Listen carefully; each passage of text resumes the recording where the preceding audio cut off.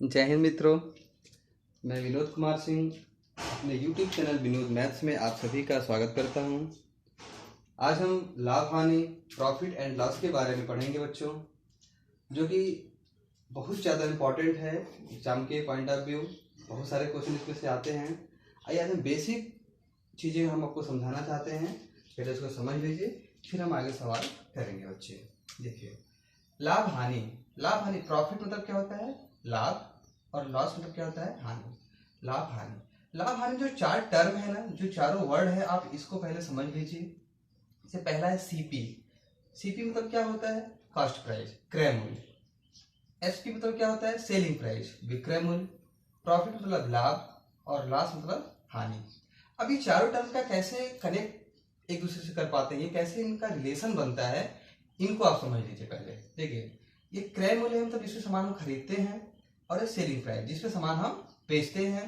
Profit, जब सामान हम बेचेंगे तो हमें लाभ होगा या हानि होगा। तो लाभ कब होगा?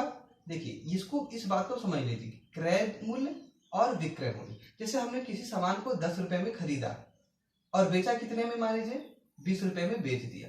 20 रुपए में हमने उसको सेल कर दिया। तो हमने क्या किया? 10 रुपए का खरीद करके 20 रुपए में बेच दिया। इसका मतलब 10 रुपए अधिक में बेचा ना। जब अधिक में बेचा मतलब जो सेलिंग प्राइस है हमारा, जब वो अधिक होता है तो हमें क्या होगा बच्चे? लाभ होगा।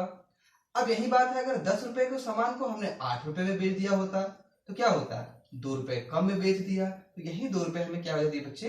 हानि हो जाती है। तो इस बात को आप समझ लीजिए कि जब विक्रय मूल्य हमारा क्रय मूल्य से अधिक होगा तो हमें लाभ होगा, और जब विक्रय मूल्य हमारा क्रय मूल्य से कम होगा तो हमें हानि होगी। अब लाभ और हानि तो हम निकाले, हमें आगे हम ऐसे निकालेंगे। अब पूछता है परसेंटेज में निकालना है, प्रतिशत में। ये ज्यादा इंपॉर्टेंट है, इसको सीख लीजिए। प्रतिशत लाभ, इसका ये फार्मूला होता है। फार्मूला आप याद मत करिएगा, इसको हैबिट में लाइएगा, सवाल लगाते लगाते आपको ये हैबिट में आ जाएगा। तो प्रतिशत लाभ कैसे निकालते हैं? तो प्रतिशत लाभ के लिए सबसे पहले क्या लिखते हैं? ऊपर बच्चे लाभ लिखते हैं, कितना हमें लाभ हुआ है रुपए में, और बटे में नीचे क्या लिखते हैं? नीचे हमेशा क्रय मूल्य लिखा जाता है, इस बात को ध्यान रखिएगा, हमेशा क्रय मूल्य, और 100 से फिर गुणा कर देते हैं। उसी प्रकार जब परसेंटेज आपको हानि निकालना हो, लॉस निकालना हो, तब क्या करते हैं? कितने रुपए में हानि हुई उसको ऊपर लिखते हैं, और नीचे हमेशा क्या लिखते हैं बच्चे? क्रय मूल्य। क्रय मूल्य मतलब समझ रहे हैं ना? सीपी, कॉस्ट प्राइस, जिसमें सामान खरीदा गया है, और 100 से गुणा कर देते हैं। अब इन चीजों को ध्यान से समझ लीजिए, ये बेस है। इन्हीं फार्मूला का यूज करके, इन्हीं चीज़ों का यूज करके हम आगे सवाल करेंगे। बड़े बड़े सवाल आराम से बन जाते हैं, लेकिन आपको जो बेसिक चीज़ें हैं आपको पता होना चाहिए। आइए एक दो क्वेश्चन है, बेसिक क्वेश्चन आपको समझाने का प्रयास करते हैं बच्चे। ये बच्चे बहुत ही बेसिक क्वेश्चन है, ये एग्जाम का क्वेश्चन नहीं है, बस ये क्वेश्चन आपको सीखने के लिए, आप इसको सीख पाए कि कैसे हम यूज करते हैं लाभ और हानि का, इसलिए मैं क्वेश्चन आपको करा रहा हूँ। इसको ध्यान से समझिए। देखिए, 300 रुपए का एक सामान खरीद कर उसे 360 रुपए में बेचा जाता है। इस क्वेश्चन को मैं इसलिए करा रहा हूँ कि जो सबसे कमजोर बच्चा है, जो मैथ, जो लाभ हानि बिल्कुल नहीं जानता है, वो भी सीख पाए, वो भी समझ पाए, और आगे हम अपना लेवल बढ़ा बढ़ा करके अच्छे क्वेश्चन करेंगे बच्चे। 300 रुपए का एक सामान खरीद कर मतलब क्रय मूल्य हुआ। अब 300 रुपए आपका क्या हुआ? क्रय मूल्य, मतलब सीपी। सीपी कितना है आपका बच्चे? 300 रुपए। उसे 360 रुपए में बेचा जाता है। बेचा जाता है मतलब सेलिंग प्राइस, मतलब एसपी। एसपी कितना हुआ? 360 रुपए। आप देख पा रहे हैं, 300 रुपए का आपने कोई सामान खरीदा और 360 रुपए में उसको बेच दिया, तो आपने अधिक में बेचा तो आपको लाभ होगा। अब कितने का लाभ हुआ? प्रॉफिट कितने का हुआ? 360 में से 300 घटा देंगे। 360 में से क्या करते हैं? 300 को घटा देते हैं, कितना मिला बच्चे? 60 रुपया। 60 रुपया को क्या हो गया? प्रॉफिट हो गया, लाभ हो गया। अब परसेंटेज लाभ आपसे पूछ रहा है। परसेंटेज लाभ में क्या करते हैं? फार्मूला बार बार लिखते नहीं है, आप इसको हैबिट में लाइए। ऊपर क्या लिखते हैं? जो लाभ हुआ है, कितना लाभ हुआ है? 60 रुपए, और नीचे क्या लिखते हैं हमेशा? क्रय मूल्य।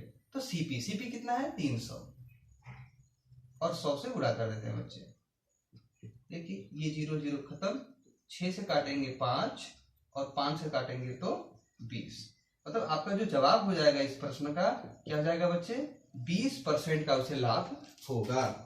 आइए एक क्वेश्चन और बेसिक देखते हैं, आप समझिए, धीरे धीरे हम लेवल बढ़ाएंगे, आप लोग सीखते जाइएगा। आइए प्यारे बच्चों, एक हानि पे सवाल देखते हैं। आप इस सवाल को सीखिएगा। अब जो भी नए बच्चे हैं, हमारे चैनल को सब्सक्राइब नहीं किए हैं, वो इसको सब्सक्राइब कर लें, जिससे आप आसानी से मैथ को सीख पाएंगे। आइए बच्चे समझते हैं। 200 रुपए का एक सामान खरीद कर उसे 150 रुपए में बेचा जाता है। अब देखिए यहाँ पे क्या पूछ रहा है, परसेंटेज हानि। मतलब 200 रुपए का सामान खरीदा, मतलब आपका सीपी कितना है, यहाँ पे 200 है, क्रय मूल्य कितना है 200 है, और सेलिंग प्राइस कितना बच्चे 150। अब ध्यान से देख पा रहे होंगे, जो सेलिंग प्राइस है वो क्रय मूल्य से क्या हो गया, कम हो गया। जब कम हो गया तो हानि होगा, ज्यादा होता है तो लाभ होता है। अब कितना का हानि हो रहा है, 200 का सामान खरीदा और 150 में बेच दिया, तो हानि कितने का हो गया, 50 रुपए का। 200 में से 150 घटा दीजिए तो कितना है बच्चे 50 रुपए। आपको परसेंटेज हानि निकालना है, परसेंटेज लॉस निकालना है, तो ऊपर क्या लिखेंगे, लॉस। क्या हानि हुई है 50 रुपए की। नीचे हमेशा क्या लिखते हैं बच्चे, क्रय मूल्य लिखते हैं, तो 200 और गुणे 100। देखिए 0 0 खत्म, 5 चौक के 20 और 4 से इसको काटेंगे कितना आएगा 25। मतलब उसको 25% की क्या हो जाएगी, हानि हो जाएगी, 25% का लॉस हो जाएगा।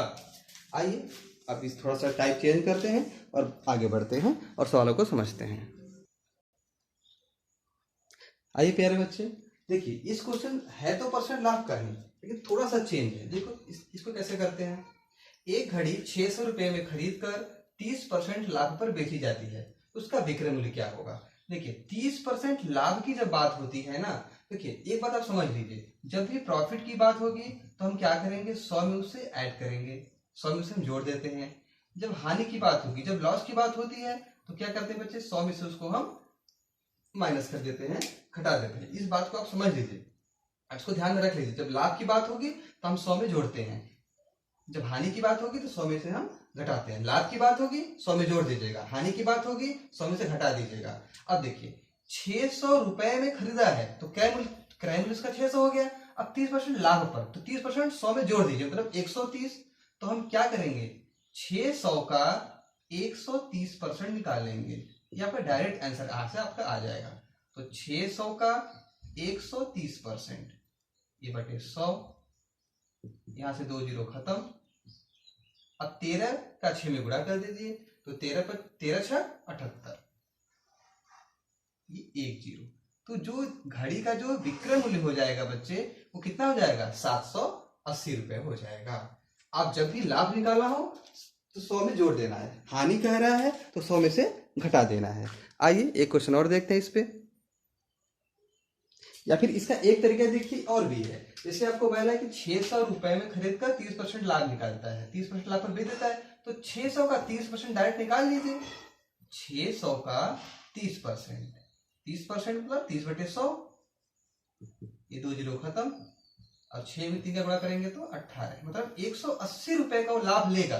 तो 180 रुपए का लाभ लेगा ना, तो 600 रुपए खरीदा था, 180 का लाभ लेगा, उसमें जोड़ दीजिए, तो 600 प्लस 180, तो विक्रय मूल्य कितना हो जाएगा 780। आप इसको ऐसे भी कर सकते हैं, जितना परसेंट लाभ कह रहा है उसको निकाल कर उसमें ऐड कर दीजिए, या 100 में उस परसेंटेज लाभ को जोड़ करके पूरा परसेंटेज आप निकाल लीजिए। आइए एक सवाल हानि पे देखते हैं बच्चे।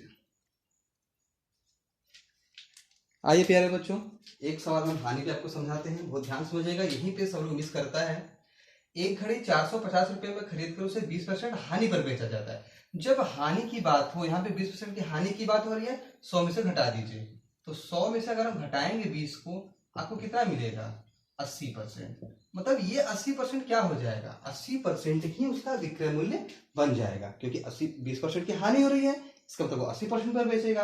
या तो एक सवाल ऐसे कर लीजिए कि 450 का 80% आप निकाल लीजिए, 80%, तो 450 गुणे 80 बटे 100, 2 जीरो से 2 जीरो खत्म हो जाएगा।